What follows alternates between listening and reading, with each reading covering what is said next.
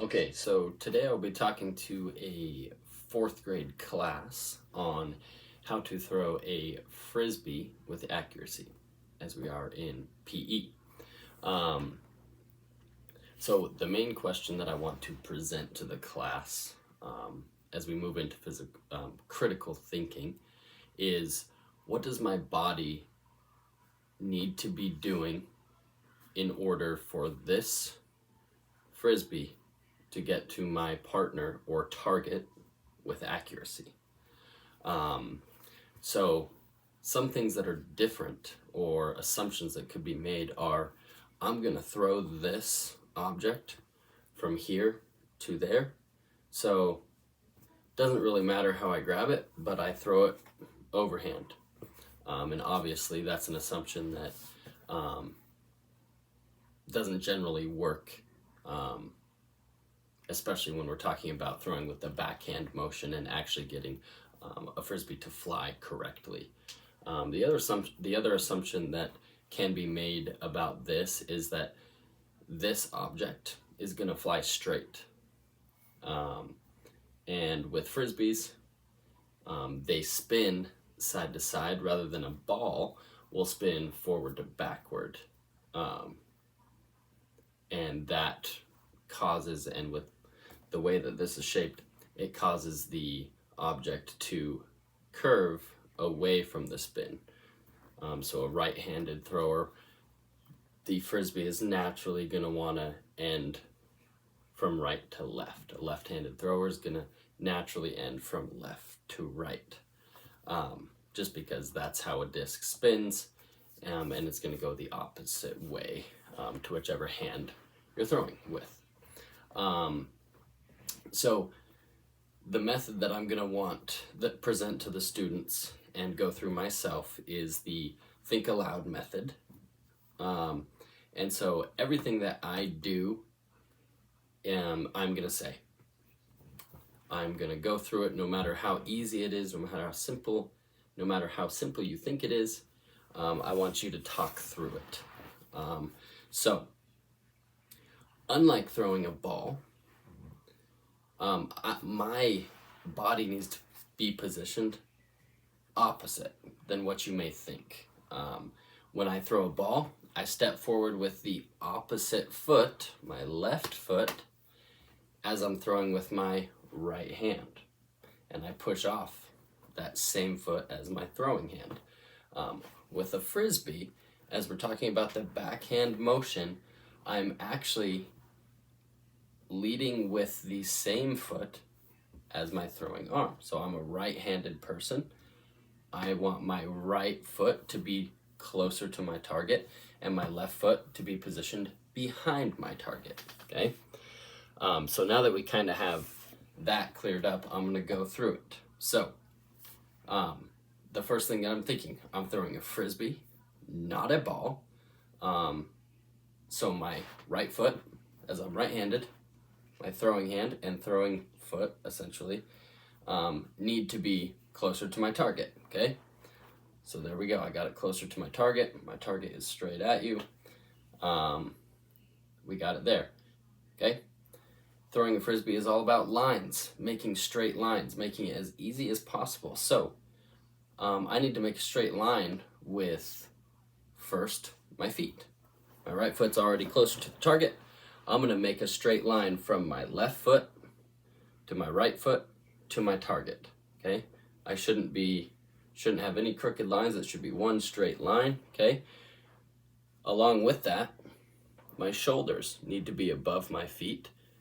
Left shoulder, right shoulder, target. That needs to make a straight line, okay? I'm in a straight line, perfect. I need to have a balanced stance, so I don't want my feet too close together, as I'll be unbalanced, or too far apart, as it could be uncomfortable, and I can't move off of one foot to another as I may need to. So a balanced stance in a straight line.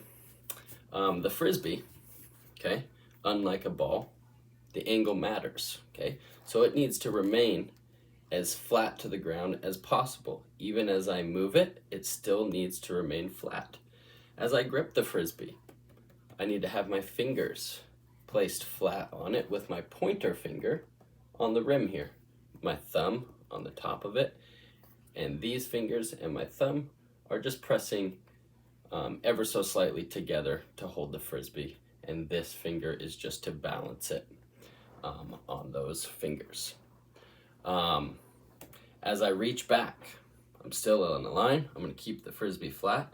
I'm going to reach back above that left toe, that left foot, and move it towards my target. I'm going to keep my eye on my target, okay? So I'm going to do one practice throw, and then I'm going to throw. So I'm not actually going to throw it the first time. I'm going to move it back above my left foot, my rear foot, and then move it towards my target. And as I throw, and the Frisbee leaves my hand, I'm going to be pointing at my target because that's where I want it to go. If I don't point at my target, wherever I point, if I'm pointing over to the right, it's going to go over to the right. If I point over to the left, it's going to finish to the left because the disc cannot physically move past where I release it, okay? So I'm going to do one more practice. Left, over my left foot, remain flat, go through, finish straight towards my target, okay? And now I'm going to throw this time to my target and throw. It's important that I practice because the more that I can do a movement, the more I can get used to it, especially if I haven't done it before.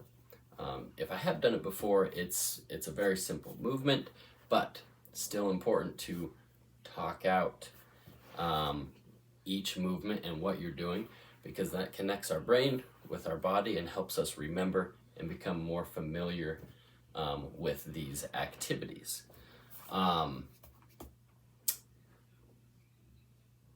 The other thing is to, that's what it was. It's, if you have thrown a Frisbee before, this may seem boring to you, or you might not have to think it through as much because you're already familiar with the movements.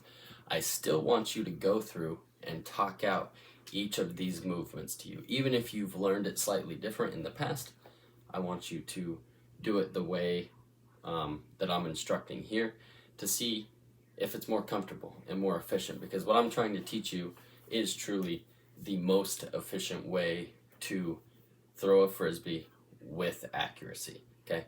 There are differences in throwing it with power, right? If we're throwing with power, we're not stopping on a target, right? We don't want to block there. We actually want to follow through more, okay?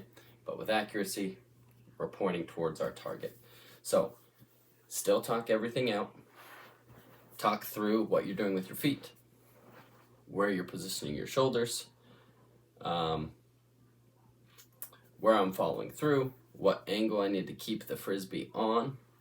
And along with that, as you and your partner throw it back and forth with accuracy, it's going to take some time. But if you're feeling more and more comfortable with it, try to count how many times you and your partner can throw it back and forth without that partner having to move from side to side to get it, okay? So if I throw it to my partner and he or she does not have to move, it means you are being as accurate as possible, because I was trying to throw to my target and they didn't have to move. If they have to move from left to right, it means I was off just a little bit. So count how many times consecutively you can do that. And as you get the hang of it, other students can start counting too. I will be going around, assessing everybody's throws and movements, and I will stop you wherever you're at, and then ask you to continue to talk through exactly where you left off. Because I want to hear, I'm not going to catch everybody at the same time, because there's a lot of you and one of me. So I'm going to stop you, and then say go, and I will try to get caught up where you are. I'll know where you are, but this way I can kind of see your process of thinking aloud. It can get repetitive, but as I go around, I want to see that you're talking it out and can verbalize what you're doing, as well as perform the action as we go on. So when I give you a Frisbee, you may begin, and we will see where you're at.